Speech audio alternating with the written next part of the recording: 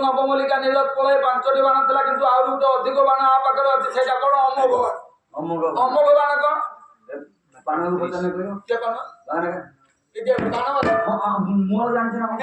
अमोघ बाण ना कौन तेत्रिया जुगर कथा दशरथ वीर जिते आज्ञा तपस्या कर पद्म कुड़िया पत्र कुड़िया करी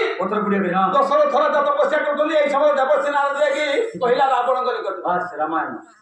रावण निकट कहला तो मरण चिंता करुच्छे किए दशरथ वीर अच्छा कौटी ना निघंट अरण्य पत्र कुड़िया कर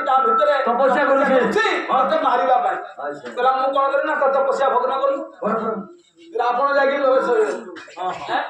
रावण जाके प्रवेश अच्छा पन्न कुड़िया ये तो महाज्ञानी ज्योतिर्विद विज्ञानी गले वैज्ञानिक से केबे हेले पत्र कुड़िया कोन भांगियो पत्र कुड़िया रास्ता फिर से भीतर बोलियो पत्र कुड़िया को भांगियो नाही तेनो चिंता करा या तपस्या को भग्न करिवि रावण कोन कला तेनो डाक छाडिला एते बड़ चित्कार कला दशरथ तपस्या विफल हो अच्छा कहला के से हमें का मत चित्कार कर डाकुछ तेनो संगे संगे चिंता कला जे मु तो प्रभु को डाकुछि मु तो कार मंगल चिंता करूनी मो परिवार मंगल निमित्त मु तपस्या करूछि